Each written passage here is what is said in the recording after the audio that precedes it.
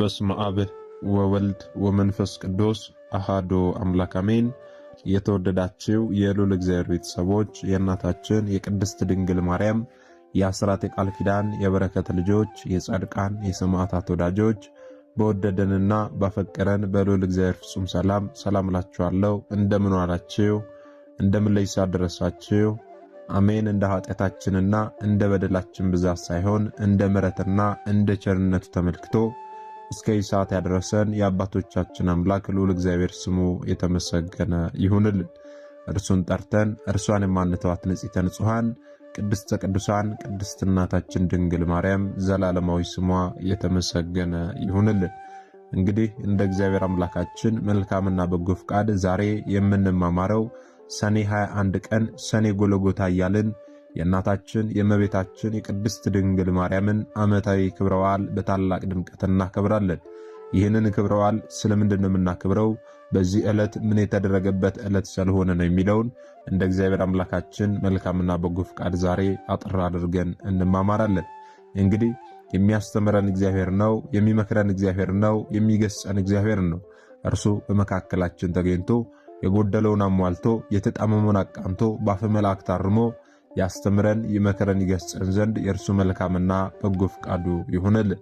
የእናታችን የንጽሕተ ንጹሐን የቅድስተ ቅዱሳን የቅድስት እናታችን የድንግል ማርያም ምልጃ ተረዳይነቷ በረከቷ ሁሉ በሁላችን ላይ ይደርብን። እንግዲህ ወደ ዛሬው ትምህርታችን ስንገባ ታዲያ ሰኔ 21 ቀን የእናታችን የእመቤታችን የቅድስት ድንግል ማርያምን ዓመታዊ ክብረ በዓል በታላቅ ድምቀት እናከብራለን። ይህንን ክብረ በዓል ስለምንድን ነው የምናከብረው ስንል በሁለት ዋና ዋና ምክንያቶች ይህንን ታላቅ ክብረ በዓል እናከብራለን። የመጀመሪያው እናታችን እመቤታችን ቅድስት ድንግል ማርያም በዛሬቱ ዕለት ሰኔ 21 ቀን ልጇን ወዳጇን ጎልጎታ በሚባል ቦታ ላይ እንባዋ እንደ ጅረት ውሃ እስኪፈስ ድረስ ለኃጥአን ምሕረትን የለመነችበት ዕለት ነው። ለምናም ብቻ አልቀረችም። ጌታችን መድኃኒታችን ኢየሱስ ክርስቶስም ልመናዋን ተቀብሎ ስምሽን የጠራውን በቃል ኪዳንሽ ያመነውን ሁሉ እምርልሻለሁ ብሎ ታላቅ ቃል ኪዳንን ሰጥቷታልና ሰኔ ጎልጎታ እያልን ይህንን ታላቅ ክብረ በዓል እናከብራለን። ሁለተኛው ደግሞ አሁንም በዛሬቱ ዕለት ሰኔ 21 ቀን ከመቤታችን ከ33ቱ በዓላት መካከል አንዱ የሆነው ሕንጸተ ቤተ ክርስቲያን ነው። ይህም ደግሞ በሐዲስ ኪዳን የመጀመሪያ ቤተ ክርስቲያን በእናታችን በመቤታችን በቅድስት ድንግል ማርያም ስም ሰኔ 20 ቀን ታንጻ ሰኔ 21 ቀን ደግሞ ቅዳሴ ቤቷ የተከበረበት ዕለት ነውና ሕንጸተ ቤተ ክርስቲያን እያልን ይህንን ታላቅ ክብረ በዓል እናከብራለን ማለት ነው። ስለዚህ ባጭሩ በሁለት ዋና ዋና ምክንያቶች እናከብራለን። የመጀመሪያውን ሰኔ ጎልጎታ ብለን፣ ሁለተኛውን ደግሞ ሕንጸተ ቤተ ክርስቲያን ብለን በታላቅ ድምቀት እናከብራለን ማለት ነው። ታዲያ ምክንያቶቹን ጠቅሰን ብቻ ማለፍ ሳይሆን ታሪኩን ከብዙ በጥቂቱ ልናውቅ ያስፈልጋልና አጠር አድርገን እንመለከታለን። የመጀመሪያው እናታችን እመቤታችን ቅድስት ድንግል ማርያም ልጇ ወዳጇ ጌታችን መድኃኒታችን ኢየሱስ ክርስቶስን ጎልጎታ በሚባል ቦታ ላይ እንባዋ እስኪፈስ ድረስ ለኃጥአን ምሕረትን የለመነችበት ዕለት ነው ብለናል። ይህስ ደግሞ እንደምንድን ነው የሚለውን ሰኔ ጎልጎታ በተባለችው መጽሐፍ ላይ ታሪኩን በደንብ ተጽፎ ታገኛላችሁና እዛ ላይ አንብባችሁ መረዳት ትችላላችሁ። እኛ ግን ዛሬ ለመማማር ያህል ብቻ ከብዙ በጥቂቱ አጠር አድርገን ታሪኩን እንመለከታለን ማለት ነው።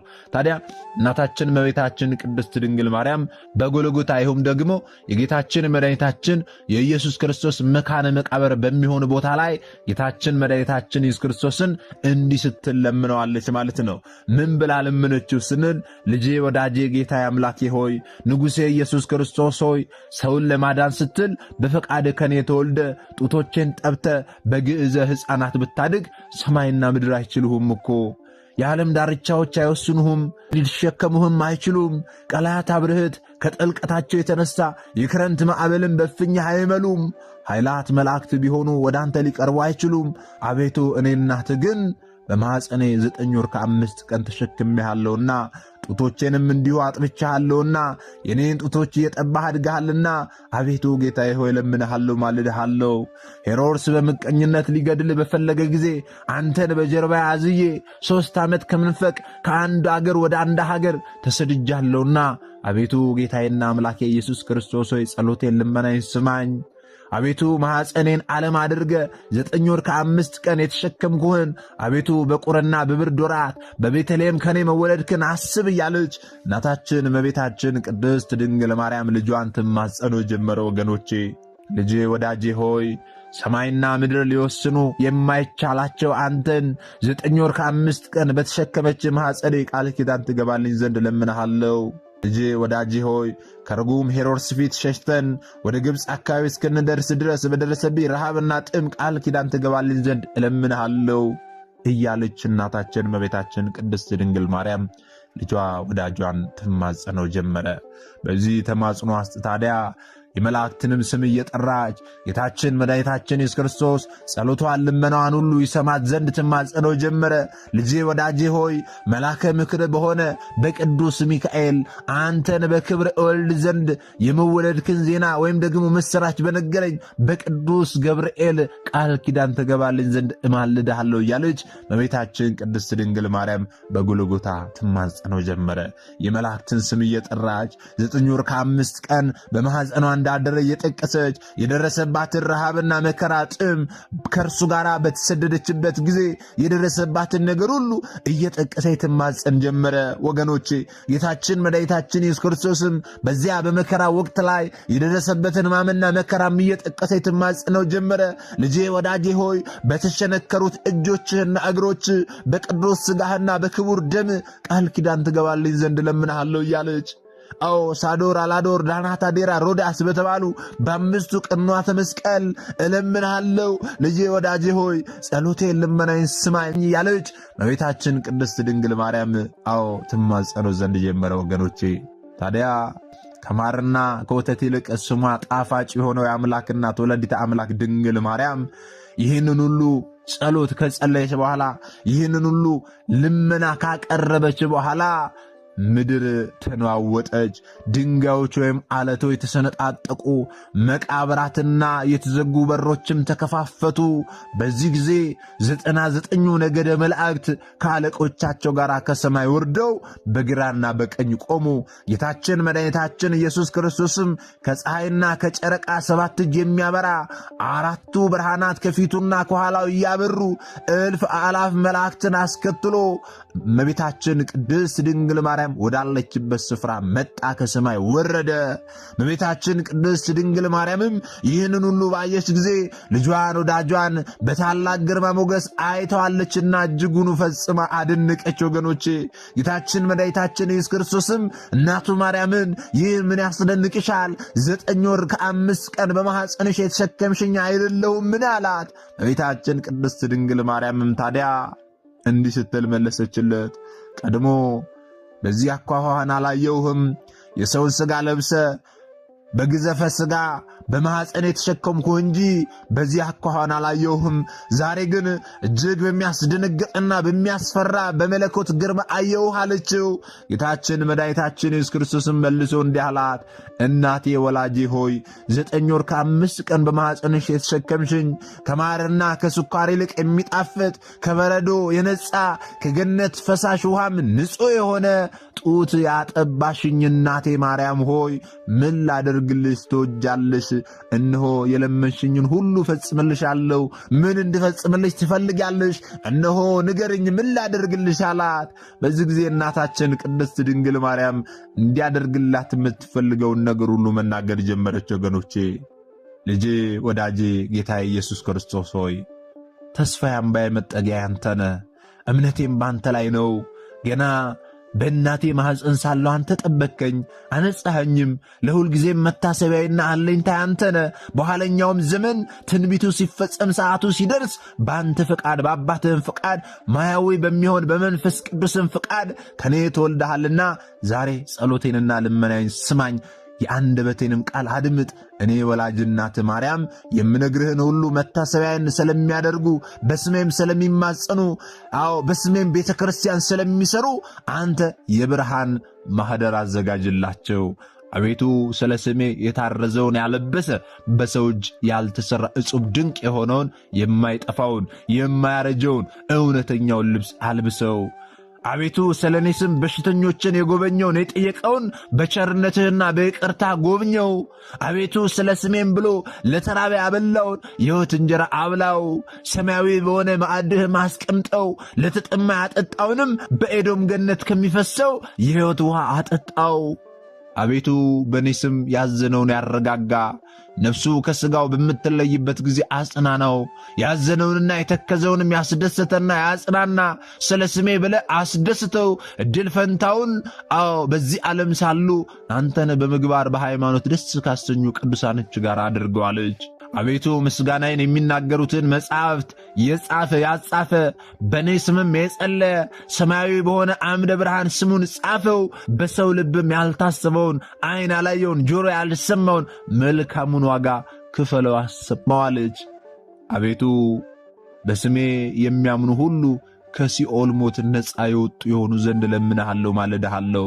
አስቦ መታሰቢያን ያደረገ በበዓሌም ቀን በምመሰገንበት ምስጋና የሚያመሰግነኝንና የሚዘምረውን አቤቱ ዝማሬ መላእክትን አሰማው እያለች እመቤታችን ቅድስት ድንግል ማርያም ልጇ ወዳጇ ጌታችን መድኃኒታችን ኢየሱስ ክርስቶስን ስለ ሰው ልጆች ምሕረትን ትለምነው ጀመረ። ወገኖች ያስተውሉ። እዚህ ጋር እመቤታችን ቅድስት ድንግል ማርያም በዛሬቱ ዕለት ስለ ራሷ አይደለም እየተማጸነች እየጸለየች ያለችው፣ ከልጇ ምሕረትን እየጠየቀች ያለችው ስለ ራሷ አይደለም። ስለኛ ስለ ሰው ልጆች ስሟን ብንጠራ መታሰቢያን ብናደርግ ዝክሯን ብንዘክር ምሕረትን እግዚአብሔር አምላክ እንዲያደርግልን የምሕረት ቃል ኪዳንን ይገባላት ዘንድ ልጇ ወዳጇን ጌታችን መድኃኒታችን ኢየሱስ ክርስቶስን ትማጸነው ዘንድ ጀመረ። ወገኖቼ ጌታችን ምን ላደርግልሽ ትወጃለሽ ሲላት እመቤታችን አሁን የጠቀስናቸው ነገሮች ጠየቀችው። ጌታችንም ታዲያ እንዲህ አለ፣ ይሁን እንደወደድሽ ይደረግልሽ አላት።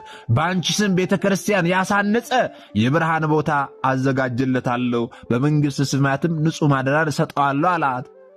ከባሕሪ አባቴ ከአብ ከባሕሪ ሕይወቴ ከመንፈስ ቅዱስም አቀርበዋለሁ አላት። የታመመውንም በስምሽ የጎበኘ ታሞ በአልጋ ላይ በተኛ ጊዜ እጎበኘዋለሁ።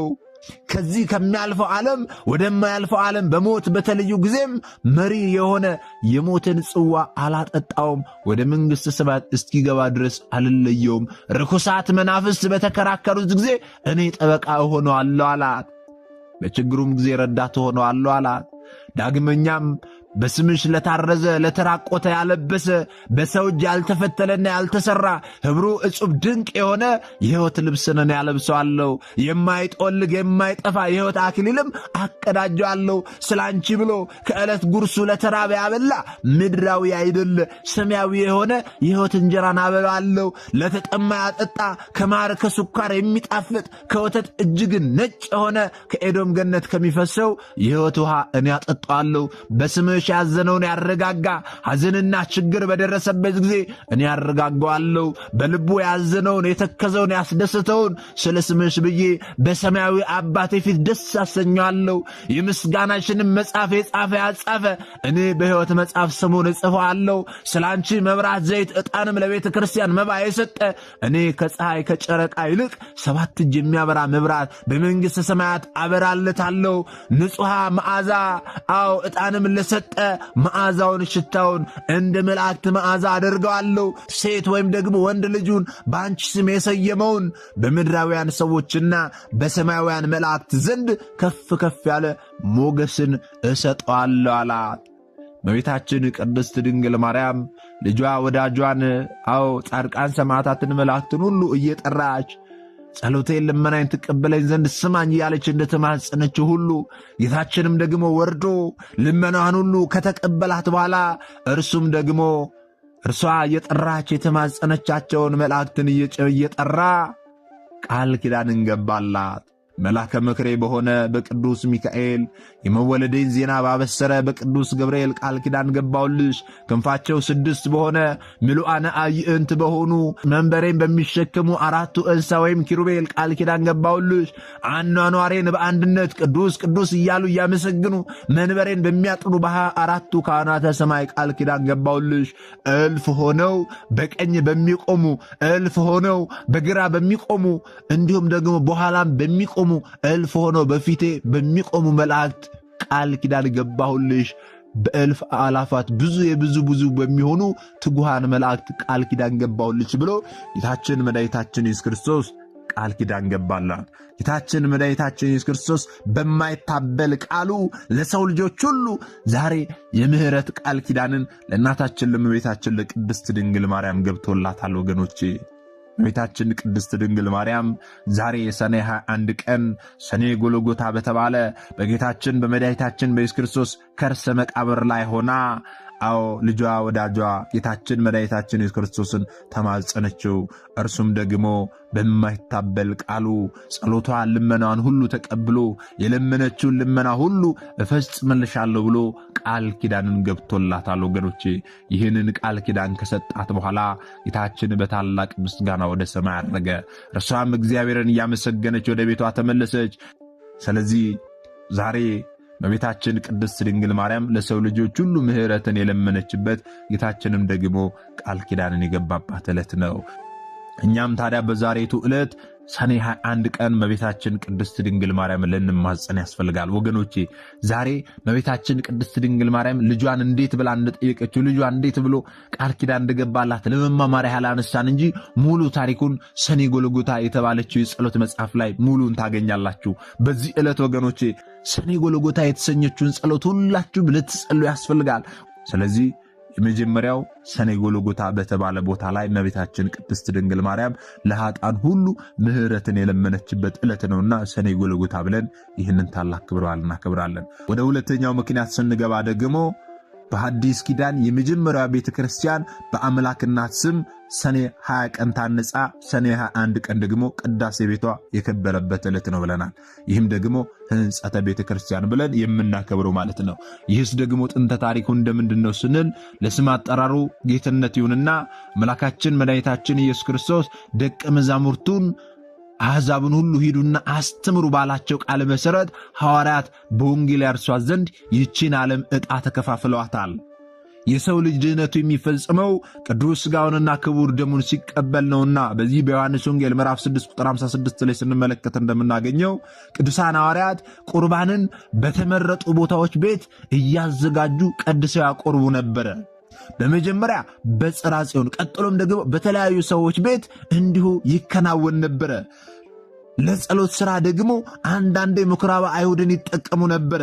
እየቆየ ሲሄድ ግን ከአሕዛብ ያመኑ ሰዎች ቁጥር እጅጉን እየበዛ በመምጣቱ በተለይ ደግሞ ቅዱስ ጳውሎስ ያሳመናቸው ሰዎች እጅግ ብዙ በመሆናቸው ለጸሎት እያሉ ወደ ጣዖት ቤት ይገቡ ጀመረ። ወደ ጣዖት ቤት መግባትን አመጡ ወገኖቼ። ለምን ሲባል ደግሞ ጸሎት የሚጸልዩበት ቤት ስላልነበራቸው ለጸሎት እያሉ ወደ ጣዖት ቤት መግባትን ጀመሩ። በዚህ ምክንያት ታዲያ መምህራን ሕዝቡን እንዲህ አሏቸው፣ ሰብስበዋቸው ካመናችሁ በኋላ እንዴት ወደ ጣዖት ቤት ትገባላችሁ ቢሏቸው እኛ ምን እናድርግ? የምንጸልይበት ቤት የለን። ስለዚህ የምናደርገው ስናጣ ወደ ጣዖት ቤት ገባን ብለው መለሱላቸው። ታዲያ ነገሩ ሲያያዝ ቆይቶ ከደጋጎቹ ከቅዱሳን ሐዋርያት ከቅዱስ ጳውሎስና ከቅዱስ በርናባስ ዘንድ ደረሰ። ወዲያውኑ አንዳንድ ወንድሞች ለምን ቤት አናንጽም? ለምን ሰዎች ወደ ጣዖት ቤት ከሚገቡ ቤት አንጸን የጸሎት ቤት አንሰራም ብለው ተናገሩ። በዚህ ጊዜ ቅዱስ ጳውሎስ ግን ሊቀ ሐዋርያቱ ሳይፈቅድ አይሆንም አላቸው። ሊቀ ሐዋርያቱ ሳይፈቅድ አይሆንም አላቸው። ለዚህ ነው ዛሬም ሊቀ ጳጳሳት ሳይፈቅዱ ቤተ ክርስቲያን የማይታነጸው። ከዚህ በኋላ ቅዱስ ጳውሎስና ቅዱስ በርናባስ ሐዋርያቱ ወዳሉበት ቦታ ሄደው ነገሩን ለቅዱስ ጴጥሮስ አስረዱት። ሊቀ ሐዋርያት ቅዱስ ጴጥሮስም ታዲያ የጌታችን ፈቃዱ መሆኑን እናውቅ ዘንድ ሁላችንም ተያይዘን ሱባኤ ልንገባ ያስፈልጋል፣ ፈቃድ እግዚአብሔር መሆኑን አስቀድመን ልንጠይቅ ያስፈልጋል ብሎ ሱባኤ እንዲገቡ አዋጅን አስነገረ። የጸሎት ቤት ስለሌለን ብለው ወደ ጣዖት ቤት ከመግባት ይልቅ የጸሎት ቤት ለመስራት ሁሉም ያመነ አማኝ ሁሉም ክርስቲያን ሁሉ ሱባኤ መግባት እንዳለበት አዋጅን አስነገረ። ሁሉም በአንድነት ሆነው በአንድ ልብ ሆነው ሱባኤ ገቡ። በሱባኤያቸው መጨረሻ ክብር ይግባውና ጌታችን መድኃኒታችን ኢየሱስ ክርስቶስ በኪሩቤል ጀርባ ላይ ሆኖ እልፍ አላፍ መላእክትን አስከትሎ በግርማ ወደ እነርሱ ወረደ። እመቤታችን ቅድስት ድንግል ማርያምን በቀኙ ነበረች። ሁሉንም ሐዋርያት በሩቅም በቅርብም ያሉትን ደቀ መዛሙርቱን በደመና ጠቅሶ ፊልጵስዩስ በሚባል ሀገር ላይ ሰበሰባቸው። ከዚያም በስተ ምስራቅ ከከተማ ወጣ ወዳለ ስፍራ ወሰዳቸው። በዚያም ተራርቀው የነበሩ 3 ድንጋዮች ነበሩ። እነርሱን 3ቱንም ድንጋዮች በተአምራት አቀራርቦ አንስቶ ጎተታቸው። ድንጋዮቹም እንደ ሰም ተለጠጡ፣ እንደ ግድግዳ ሆኑ። ቁመቱን ወርዱን መጥኖ ለሐዋርያቱ ሰጣቸው። እነርሱም እሳት እንዳየው ሰም በእጃቸው እየለመለሙ ወይም ደግሞ እየሳቡ ቁመቱን 24 ወርዱን ደግሞ 12 ክንድ አድርገው ድንቅ የሆነች ግርምት የሆነች 3 ክፍል ያላት የመጀመሪያዋን ቤተ ክርስቲያን በሰኔ 20 ቀን አነጹ። ወገኖቼ ታዲያ ይቺ የመጀመሪያዋ ቤተ ክርስቲያን በእመቤታችን በቅድስት ድንግል ማርያም ስም ነው የተሰየመችው። ይህቺ ቤተ ክርስቲያን ለመጀመሪያ ጊዜ የታነጸችው ሰኔ 20 ቀን ነው። ሰኔ 20 ቀን ታንጻ ደግሞ ቅዳሴ ቤቷ የከበረው ሰኔ 21 ቀን ነው። የብርሃን ምሰሶ ወረደ። ጌታችን መድኃኒታችን ኢየሱስ ክርስቶስም በሰማያዊት ኢየሩሳሌም አምሳያ አድርጎ ይህችን የመጀመሪያን ቤተ ክርስቲያን አነጻት። ሁለንተኗም ተጠናቀቀ። ከዚህ በኋላ ጌታችን መድኃኒታችን ኢየሱስ ክርስቶስ ለሐዋርያቱ እንግዲህ እናንተም እንዲሁ አድርጋችሁ ስሩ ብሎ አዘዛቸውና አደረገ። ይህ መቼ ነው የሆነው ስንል ሰኔ 20 ቀን ማለት ነው። በማግስቱ ሰኔ 21 ዕለት ደግሞ ለስም አጠራሩ ጌትነት ይሁንና ጌታችን መድኃኒታችን ኢየሱስ ክርስቶስ እልፍ አላፍ መላእክትን አስከትሎ መጣ። ሰማያውያን ቅዱሳንንና እናቱን ቅድስት ድንግል ማርያምን ይዞ ወረደ። ሐዋርያቱ አብዛኞቹ እዛው ሲጸልዩ አድረው ነበርና ሁሉም በቦታው ነበሩ። ጌታችን ከቅዳሴው በፊት 2 ነገሮችን አሳያቸው። አስቀድሞ ቤተ ክርስቲያንን በድንግል ማርያም ስም አክብሮ ሥርዓተ ቤተ ክርስቲያንን አሳያቸው። ይህችን የመጀመሪያውን ቤተ ክርስቲያን በእናታችን በቅድስት ድንግል ማርያም ስም ሰይሞ አሳያቸው። ቀጥሎ ደግሞ ሊቀ ሐዋርያት ቅዱስ ጴጥሮስን ከመካከላቸው አቁሞ አርሳይሮስ ሲል ሾመው። ይኸውም ደግሞ የዓለም ሁሉ ሊቀ ጳጳሳት ወይም ደግሞ ፓትርያርክ ማለት ነው። በዚህ ጊዜ ቅዱሳን መላእክት ደግሞ አኪዮስ አኪዮስ እያሉ 3 ጊዜ አሰምተው ጮኹ። አኪዮስ ማለት በግዕዙ ይደሎ፣ በአማርኛው ደግሞ ይገባዋል፣ ያስምርለት እንደማለት ነው ወገኖች። ስለዚህ ጌታችን መድኃኒታችን ኢየሱስ ክርስቶስ በዛሬቱ ዕለት ሰኔ 21 ቀን ሰኔ 20 ቀን የታነጸችውን ያችን ቤተ ክርስቲያን ሰኔ 21 ቀን አክብሯታል። ቅዳሴ ቤቷ ተከብሯል ማለት ነው። ጌታችን መድኃኒታችን ኢየሱስ ክርስቶስ ይህንን ከከወነ በኋላ ይቀድስ ዘንድ ጀመረ። ሥርዓተ ቅዳሴን ያከናውን ዘንድ ጀመረ። አማናዊት ማኅደሩን ድንግል ማርያምን መንበር አድርጎ፣ ቅዱስ ጴጥሮስን ደግሞ ተራዳኤ ካህን አድርጎ ቆሞ፣ ቅዱስ እስጢፋኖስ ሰራይ ዲያቆን ሆኖ፣ ሐዋርያት ደግሞ ድንግልን ከበው፣ መላእክተ ብርሃናት ደግሞ በክብራቸው ቆመው ጌታችን መድኃኒታችን ኢየሱስ ክርስቶስ ቀድሶ ክቡር ደሙንና ቅዱስ ሥጋውን ለወዳጆቹ አቀበለ። በዚያች ዕለት በፍጡር አንደበት ተከናውኖ ሊነገር የማይችል ታላቅ ደስታ ተደረገ። ከቅዳሴ በኋላ ጌታችን መድኃኒታችን ኢየሱስ ክርስቶስ ሐዋርያትን አዘዛቸው። ከዚህ ቀን ጀምሮ በመላው ዓለም በእናቴ በማርያም ስም አብያተ ክርስቲያናትን አንጹ፣ ይህችን ዕለት የሚያከብራትን አከብረዋለሁ ብሏቸው ከድንግል እናቱና ከመላእክቱ ጋር አረገ።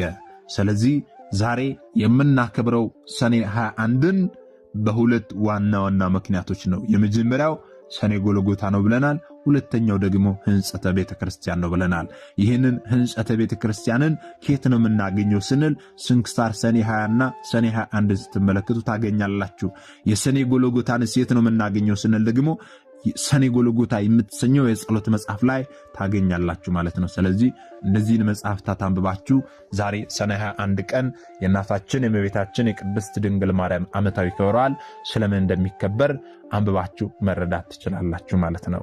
እኛ የተማርነውን ያወቅነውን ታዲያ ላላወቁ ላልተማሩት ወንድሞቻችን ልናሳውቅ ልናስተምር ያስፈልጋል። ምክንያቱም እኛ የተማርነውን አስተምረን ቢሆን ኖሮ እኛ ያወቅነውን አሳውቀን ቢሆን ኖሮ ማንም ሀብቶልና ስመ ክርስትና ሰጥታ ማኅተብ በአንገቱ ላይ ካሰረችበት ከቅድስት ቤተ ክርስቲያን ወጥቶ ወደ ሌሎች ሃይማኖት ተቋማት ባልሄደ ባልገባ ነበር።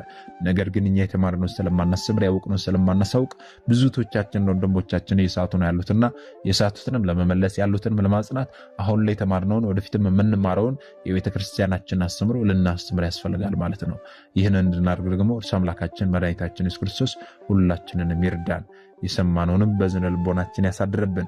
ምናልባት ደግሞ ዛሬ ገና ወደዚህ መንፈሳዊ ቻናል የመጣችሁ ሰዎች ካላችሁ ከዚህ ፊት የተማማርነው ከዚህ በኋላ የምንማማረው መንፈሳዊ አስተምሮች ወደ እናንተ እንዲደርሱ ከፈለጋችሁ ሰብስክራይብ አድርጋችሁ የደወል ምልክቱን መጫን ይኖርባችኋል። ምክንያቱም ይህ ቴክኖሎጂ ያመጣው ስርዓት ነው፣ እኔ ያልኩት አይደለም። ይህንን ካደረጋችሁ ዕለት ዕለት ከዚህ የሚለቀቁ አስተምሮች ወደ እናንተ ይደርሳሉ።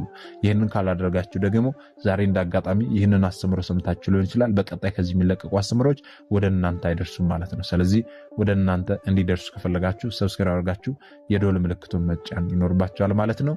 ወስብሐት ለእግዚአብሔር ወለወላዲቱ ድንግል ወለመስቀሉ ክቡር። ይቆየን።